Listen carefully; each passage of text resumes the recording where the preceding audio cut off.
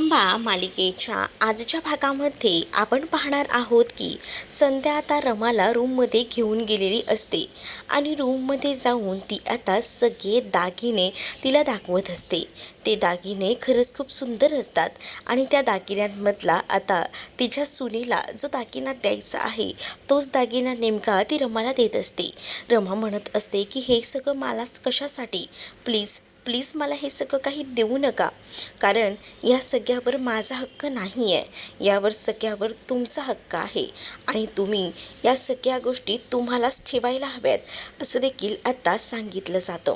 कारण कधीही आपल्या साईची बायको येऊ शकते आणि साईच्या बायकोसाठी हे स्पेशली ठेवून द्या असं देखील ती म्हणते. तेव्हा साईची बायको कधी येईल काय येईल माहीत नाही, पण तुझ्यामध्येच मी साईच्या बायकोला पाहिलं होतं, त्यामुळे हे दागिने तुलाच ठेवून घे असं देखील म्हटलं जातं. पण मला माहिती आहे की साईचं लवकरच लग्न होईल आणि मी स्वतः साईसाठी उत्तमच्या उत्तम मुलगी शोधेन. मग तर झालं ना, साईला एकदम परफेक्ट जोडीदार हवा आहे आणि ते जोडीदार मी त्याला शोधून द्यायला मदत करेन, कारण आपला साई हा परफेक्ट आहे आणि आपल्या साईसाठी सुद्धा तशीच परफेक्ट मुलगी मिळायला हवी असं देखील आता रमाचं म्हणणं असतं. आणि रमा या सगळ्याबद्दल बोलत असते तर कुठेतरी जाऊन संध्याही विचार करते, पण संध्या म्हणते यातला एक दागिना तरी तुला घ्यावं लागेल, एक सूनबाई नाही तर एक मुलगी म्हणून, कारण हे सगळे दागिने मी तुझ्यासाठीच केले होते आणि एक मुलगी म्हणून तुला तर हे करावेच लागतील. पण तरीसुद्धा ती नाही म्हणत असते. मग संध्या काय करते, त्यातील एक बांगडी जी आहे ती घेते आणि त्या बांगड्यांचा जो काही सेट असतो तो तिच्या हातामध्ये घालून देते. जेव्हा त्या बांगड्या तिच्या हातामध्ये घातल्या जातात तेव्हा ती मात्र आता म्हणत असते की आई या सगळ्याची काय गरज होती. आई म्हणतेस ना, मग मग तुला हे तर द्यायलाच हवं ना, एक आई म्हणून तुला देते, तू माझी मुलगी आहेस, मग ह्या बांगड्या तुझ्या हातात खूप जास्त शोभून दिसतात आणि या बांगड्या काढायच्या नाही, आमच्याकडनं भेट म्हणून समज असं देखील संध्या आता म्हणत असते. संध्या जेव्हा या सगळ्या काही गोष्टी बोलते तेव्हा कुठे जाऊन आता इकडे असणाऱ्या या मला बरं वाटत असतं आणि रमा कंटिन्यू बघत असते. रमा आता म्हणत असते की मस्त वाटलं मला, खूप छान आहे हा सेट, आणि त्यानंतर ती स्वतःहूनच तिच्या हातामध्ये त्या बांगड्या वगैरे घालून देते. त्यामुळे आता रमाच्या हातामध्ये त्या बांगड्या असतात आणि संध्या ते बघते तेव्हा तिचे डोळे भरून आलेले असतात. पण हे जेव्हा सगळं सुरू असतं तेव्हा शशिकांत नेमकं हे सगळं काही बोलणं ऐकत असतात आणि शशिकांत जेव्हा हे सगळं बोलणं ऐकतात ना, तेव्हा मात्र आता शशिकांतच्या सुद्धा मनामध्ये कुठेतरी असं लागून राहिलेलं असतं की आपणही काहीतरी आपल्या सुनेला द्यायला हवं, कारण 7 वर्षानंतर आपली सून आपल्या घरी पुन्हा येणार आहे नांदायला आणि जर आपण तिला काहीच दिलं नाही तर ते कसं वाटेल असाही विचार ना त्यांच्या मनामध्ये येऊ लागलेला असतो. आणि त्यामुळेच ना आता ते विचार करत असतात की काय करावं ते, आणि म्हणूनच आता ते एकटक टेन्शनमध्ये आलेले असतात आणि या सगळ्या गोष्टींचा विचार करतात. आणि तेवढ्यातच ना तिथे कॉफी आणलेली असते, तर कॉफी प्यायला म्हणून ते जातात तर कॉफी बघतही नाही की गरम आहे की नाही, पटकन कॉफीचा मग त्यांनी तोंडाला लावलेला असतो, त्यामुळे त्यांना चटका लागतो. आजीला ते म्हणतात की काय ग आई, सांगायचं तरी होतंच, आणि मग काय, नाही रे सांगायचं होतं काय, तुला कळत नाही का, कॉफी आता आणून दिली म्हटल्यावर ती किती गरम असणार ते, काही काय तू पण, आणि असं बोलून ना आता आजी त्याला म्हणत असते. तर दुसरीकडे मात्र आता आजी सांगत असते की काय झालं आहे ते थोडा विचारात दिसतोय, मग काय बोलू गा आई, खरंच ना आता आपल्या रमाचं लग्न येते, आपल्या घरात ती सून म्हणून येणार आहे, 7 वर्षांनी का होईना पुन्हा आपल्याकडे येणार आहे म्हटल्यावर आपल्याला एक दागिना तरी तिला द्यायला हवा ना, आपण तर तिला काहीच दिलेलं नाही आहे, असं नाही वाटत का तुला.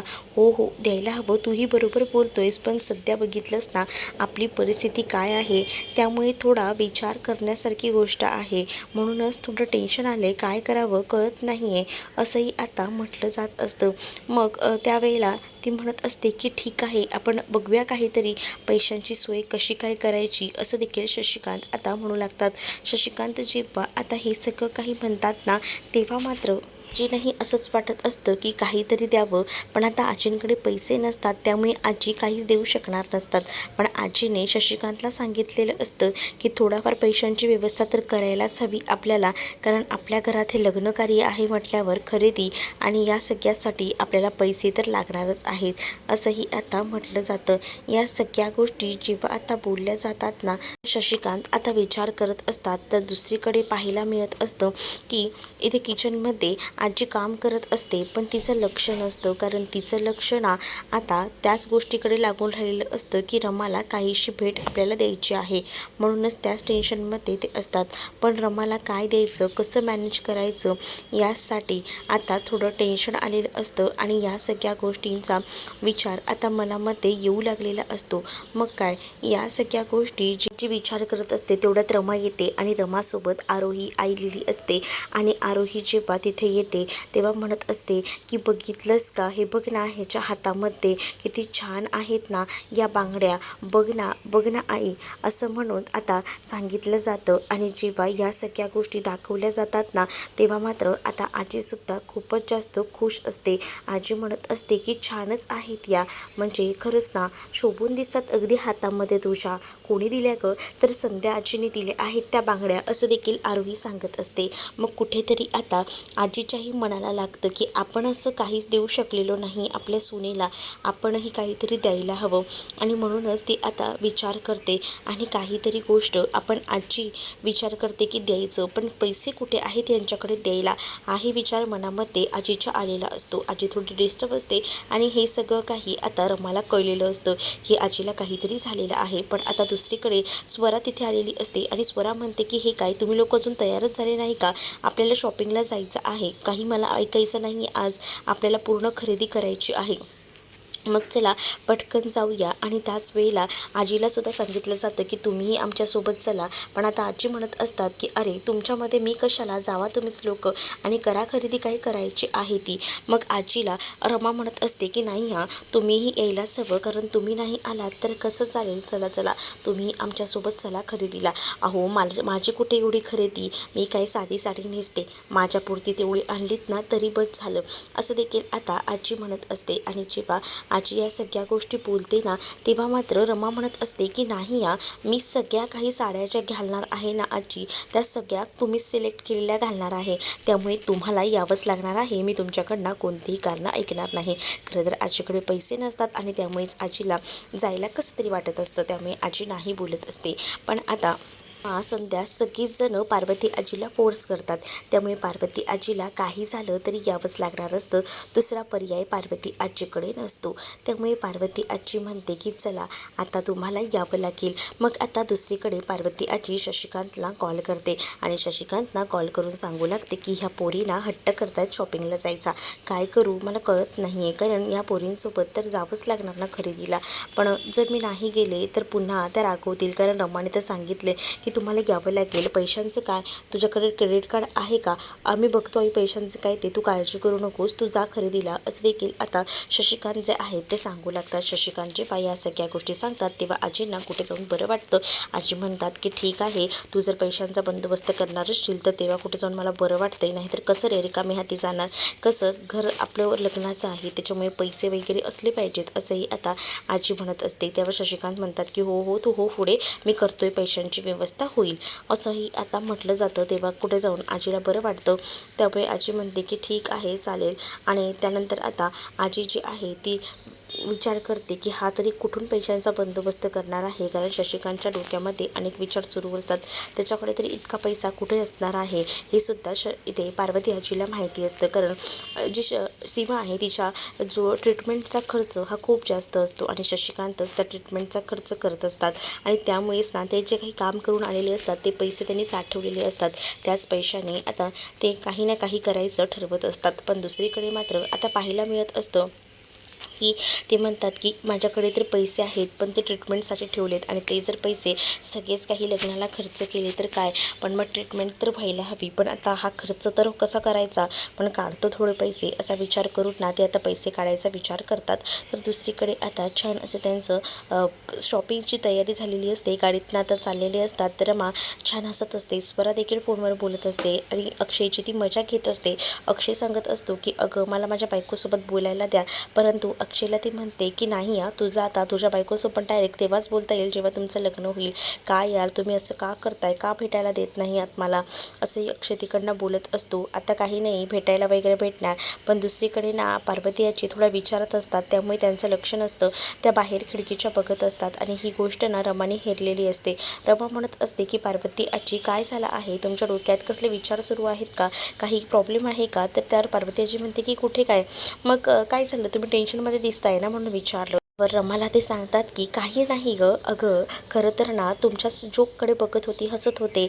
मला तुमच्याबरोबर आल्यानंतर ना खूप बरं वाटतंय. नको नको, मी काहीच विचार वगैरे करत नाही आहे, तू गाडी व्यवस्थित चालव, असं देखील पार्वती आजी आता रमाला बोलतात. आणि त्यामुळे रमा थोडीशी डिस्टर्ब असते, कारण तिला माहिती असतं की नक्कीच ना पार्वती आजींच्या डोक्यामध्ये काहीतरी सुरू आहे आणि पार्वती आजी आपल्यापासून या सगळ्या गोष्टी कुठेतरी लपवतात, असा विचारच ना आता सुरू असतो. शशिकांत आता पैसे काढून घेऊन येतात आणि मग काय आजूबाजूला बघत असतात आणि ते विचार करतात की बरं झालं निदान एवढे तरी पैसे मी काढलेत. आणि त्याच वेळेला ते पैसे जे आहेत ना ते आता घेऊन तिकडनं जायचा विचार करतात. आणि जेव्हा ते पैसे घेऊन जात असतात ना तेव्हा मात्र आता आजूबाजूला बघत असतात, पण ते पैसे थोडेफार का होईना काढलेले असतात. ट्रीटमेंटसाठी म्हणून बाजूला ठेवलेले पैसे आता लग्नासाठी ते खर्च करणार असतात. आणि मग काय लग्नासाठी तो पैसा खर्च करायचा आहे असा विचार त्यांच्या डोक्यामध्ये येतो, पण ह्यातले थोडे औषधाला बाजूला काढून ठेवतो, नाहीतर प्रॉब्लेम होऊ शकतो, कारण औषधंही द्यायला हवीत वेळेवर. काही विचार शशिकांत आता करू लागतात. पण तेवढ्यातच ना एक माणूस तिथे येतो आणि शशिकांतकडनं आता तो ती पिशवी खेचून घेत असतो, पण शशिकांत त्यांना चांगलाच बेदम मारतो आणि त्यानंतर त्याला तिकडनं घालवून देतो. ज्या वेळेला तो तिकडनं जातो ना तेव्हा मात्र कुठे शशिकांतचं लक्ष असतं. शशिकांत विचार करतात की हा मुद्दामून माझ्याकडे आला होता, ह्याला काय वाटलं मी काही लगेच त्याला देणार आहे का, मीही तितकाच हुशार आहे, मी काही ह्याला मिळू देणार नाही आहे, असं देखील आता म्हटलं जातं.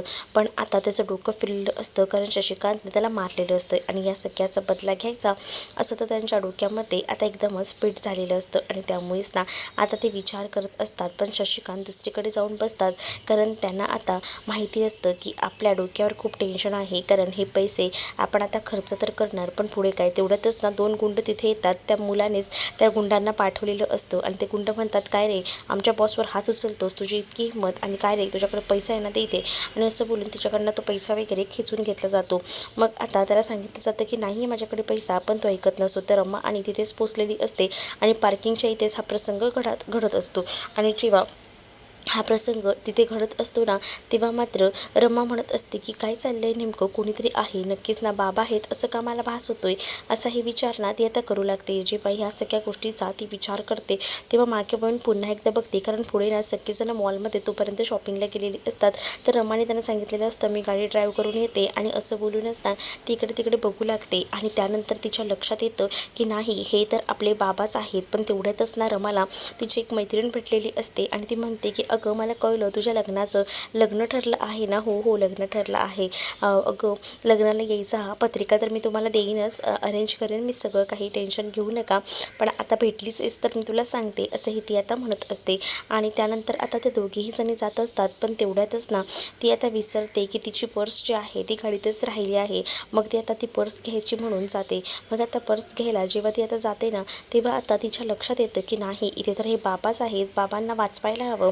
आणि त्याचसाठी ती पुन्हा एकदा मागे फिरते. आणि त्याच वेळेला बॉसला ते एका गुंडाने फोन केलेला असतो. आणि बघा ना बॉस, पैशांचे बंदोबस्त होतोय, पण हा माणूस बघा ना पैशाची बॅग काही सोडत नाही हाताना. मग आता ती विचार करते की काय चाललंय नेमकं, काहीतरी गडबड आहे. मग आपण बघायला हवं का, बाबा ह्या माणसांसोबत काय करतायत, बाबा तर घाबरलेले दिसत आहेत, असाही विचार ती आता करत असते. म्हणूनच ती आता कसं कसं पुढे जायचं बघत असते. आणि जेव्हा बघते तर ती माणसं बाबांना म्हणत असतात की तुम्हाला आमचं ऐकावंच लागेल, चला आमच्यासोबत चला, आणि असं बोलून आता ते घेऊन जात असतात. आणि जेव्हा हे सगळं करून ते घेऊन जातात ना तेव्हा कुठे जाऊन आता रमा म्हणते की 1 मिनटं हा स्वरा, मी थोड्या वेळात येते, माझी एक मैत्रीण भेटली आहे, तिच्यासोबतच मी बोलते. आणि त्यानंतर जी मैत्रीण असते थांबवलेलं असतं तिलासुद्धा रमा आता जायला सांगते, कारण रमाला असं वाटत असतं की आपण आपल्यामुळे काही इतरांना थांबवून ठेवायचं, म्हणूनच आता तिलासुद्धा ती जायला सांगते. जेव्हा आता ती तिकडनं जाते ना, तेव्हा मात्र आता रमा विचार करते की बाबांसोबत ही माणसं काय करतायत, नक्की काहीतरी गडबड आहे. आता शशिकांतच्या हातात ना ती बॅग ती लोक खेचायचा प्रयत्न करतात, पण शशिकांत काही झालं तरी बॅग काही देत नसतात.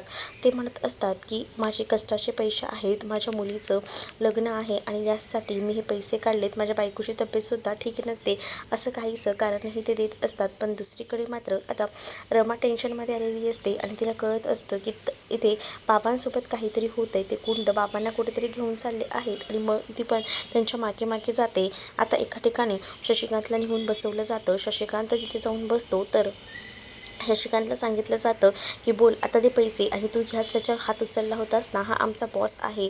मग शशिकांत म्हणतो की अरे हे पैसे माझे असले तरीसुद्धा मला हे लग्नासाठी वापरायचे आहेत, त्यामुळे मी नाही देऊ शकत, थोडं ऐका, थोडं समजून घ्या. पण नाही, आता काही ऐकायला कोणीही तयार नसतं. पण दुसरीकडे मात्र आता पाहायला मिळतं गुंड शशिकांतचं ऐकत नसतात. ते सरळ सांगतात आम्हाला तुम्ही काही सांगू नका, आमचा विचार पक्का झालेला आहे, त्यामुळे आम्हाला हे पैसे हवे आहेत.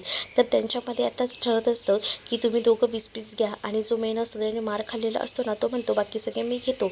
मग आता मुद्दामून शशिकांत त्या तिघांमध्येही भांडणं लावतात आणि म्हणतात की काय फालतूगिरी आहे तुमची, अरे तुम्ही लोकांनी मला पकडून आणलं आणि हा डायरेक्ट 60,000 घेतोय आणि तुम्हाला फक्त 20,000 देतोय, काय आहे हे, बरोबर नाही ना. आता त्या तिघांमध्येही भांडणं लागतात आणि हे सगळं मुद्दामूनच कळवून आणलेलं असतं.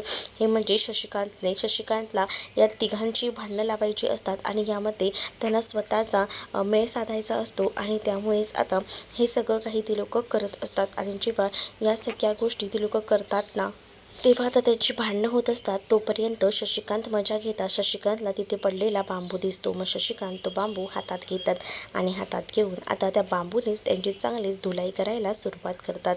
जेव्हा आता त्यांची ते धुलाई करतात तेव्हा मात्र आता त्या तिघांचीही भांडणं होत असतात. तोपर्यंत ह्यांनासुद्धा ते मारून घेतात. ते आता गुंड तिकडनं पळून जातात. जसे ते गुंड तिकडनं पळून जातात ना, तेव्हा कुठे जाऊन आता शशिकांतला खूप जास्त हसू येतं. शशिकांतसुद्धा आपली बॅग घेऊन तिथेच उभे असतात. पण ते एक पळालेला गुंड त्यातील एक पुन्हा एकदा माघारी येतो आणि तो म्हणतो की तुझी हिंमत कशी झाली मला मारण्याची, आता तुला सोडत नसतो, आणि तुला काय वाटलं मी असाच आहे का, ऐरा गेरा, मला माझे पैसे महत्त्वाचे आहेत आणि त्यासाठी मी काहीसुद्धा करू शकतो. आणि असं बोलून तो तिथे येतो आणि डोक्यामध्ये आता जोरात मागून शशिकांतच्या बांबू टाकतो आणि त्यामुळे शशिकांत तिथे जागेवर पडतात. आणि शशिकांत जसे जागेवर पडतात ना, तसे शशिकांतच्या हातात ना पैशाची बॅग घेऊन तो माणूस पळून जातो. आणि तेवढ्यात तिथे रमा पोचलेली असते. आणि रमा जेव्हा तिथे पोचते तेव्हा रमा मात्र आता म्हणत असते की हे काय झालं आहे बाबांना, आणि मग ती पटकनी हॉस्पिटलमध्ये घेऊन जायचा विचार करते, कारण तिने पहिल्यांदा स्वराला कॉल केलेला असतो आणि स्वराला कॉल करून ती आता या सगळ्याबद्दल सांगू लागते.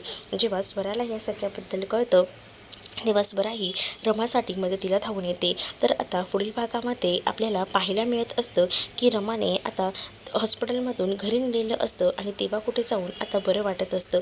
आता शशिकांत स्टेबल झालेले असतात. पण तेवढ्यातच ना तिथे आता शशिकांतकडे पैसे द्यायला आता आलेली असते. ती म्हणजे इथे संध्या म्हणत असते की हे पैसे तुम्ही तुमच्याकडे ठेवून घ्या, कारण हे पैसे ना मला रमाने दिले होते खर्चाला, पण माझ्याकडनं काही इतका पैसा खर्च झाला नाही आणि म्हणूनच मग हे पैसे असेच होते. त्यापेक्षा मी विचार केला की तुम्हाला देऊन टाकू, उगाच माझ्या डोक्याला कशाला ताण नाही या पैशात सांभाळायचा, कारण तिने साठवलेले पैसे होते आणि तिने मला म्हटलं की तुमच्याकडे ठेवा, पण आता मला काय गरज आहे, ती आता माझी थोडी सून होणार आहे, तुमची सून होणार आहे, त्यामुळे तुमच्याकडे हे पैसे ठेवा, असं देखील आता मुद्दामून ती बोलत असते. हे सगळं रमानेच तिला बोलायला सांगितलेलं असतं, कारण त्यांचे कष्टाचे पैसे जे आहेत ते त्यांच्याकडनं गेलेले असतात आणि त्यामुळेच ना आता ह्या सगळ्या गोष्टी घडत असतात. आणि मग त्यांना असं वाटत असतं की नको, ह्या सगळ्या गोष्टी कुठेतरी वाईट पद्धतीने घडत आहेत आणि म्हणूनच ना आता ती द्यायचं काम करत असते.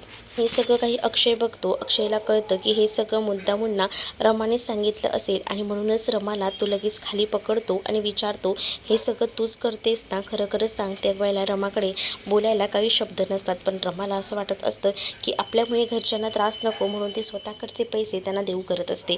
तर तुम्हाला हा भाग कसा वाटला हे मला कमेंटमध्ये नक्की सांगा. जर आपल्या चॅनलवर नवीन असाल तर चॅनलला सबस्क्राईब करायला विसरू नका. चला तर मग भेटूया पुढच्या भागामध्ये. तोपर्यंत टाटा बाय. व्हिडिओ आवडला असेल तर व्हिडिओला लाईक करायला विसरू नका.